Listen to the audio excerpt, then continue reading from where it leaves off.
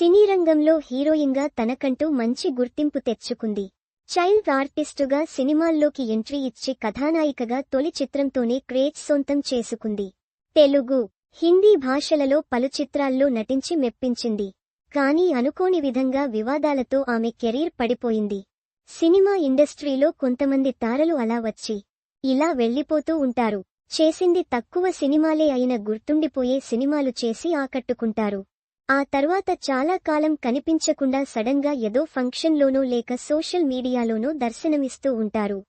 అప్పటికి ఇప్పటికి గుర్తుపట్టలేనంతగా మారిపోతారు ఆ భామలు. అలా వచ్చిన వారిలో ఈ అమ్మడుకు కూడా ఒకరు. చిన్న వయస్సులోనే కెరీర్లో పీక్ చూసింది. కానీ ఓ హోటల్లో పోలీసులకు చిక్కి అనుకోని వివాదంలో చిక్కుకుంది. తెలుగు, హిందీ భాషలలో పలు చిత్రాల్లో నటించి మెప్పించింది. కానీ అనుకోని విధంగా వివాదాలతో ఆమె కెరీర్ పడిపోయింది. 17 ఏళ్ల వయస్సులో ఇండస్ట్రీలో స్టార్డమ్ తెచ్చుకుంది. కానీ 23 ఏళ్లకే ఆమె కెరీర్ ఊహించని మలుపు తిరిగింది. ఆ నటి మరెవరో కాదు, శ్వేతా బసు ప్రసాద్. 2002లో బాలీవుడ్ చిత్రం మక్టీలో బాలనటిగా రంగప్రవేశం చేసింది. ఆ తర్వాత కహానీ ఘర్ ఘర్ కీ అనే టీవీ సీరియల్తో ప్రేక్షకులకు దగ్గరయింది. ఇక ఆ తర్వాత తెలుగులో కొత్త బంగారు లోకం సినిమాతో హీరోయిన్గా మారింది. ఈ సినిమా అప్పట్లో సూపర్ హిట్ అయింది. అంతేకాకుండా ఈ మూవీలో తనదైన నటనతో అప్పట్లో కుర్రకారును ఉర్రూతలూగించింది. తొలి సినిమాతోనే కుర్రాళ్ల డ్రీమ్ గర్ల్ అయింది.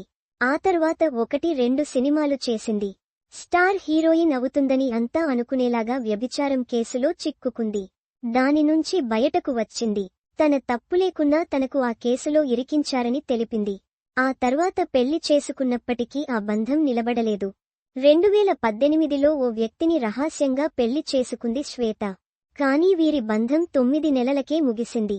23 వయసులోనే పెళ్లి. ఆ తర్వాత విడాకులు తీసుకున్న శ్వేత కొన్నాళ్లపాటు సినిమాలకు దూరంగా ఉండిపోయింది. ఇప్పుడిప్పుడే రీఎంట్రీ ఇస్తుంది. అటు సోషల్ మీడియాలోనూ చాలా యాక్టివ్ అయింది. ప్రస్తుతం బాలీవుడ్లో సినిమాలు, వెబ్ సిరీస్లు చేస్తుంది ఈ చిన్నది. A post shared by Shweta Basu Prasad @ShwetaBasuPrasad 11.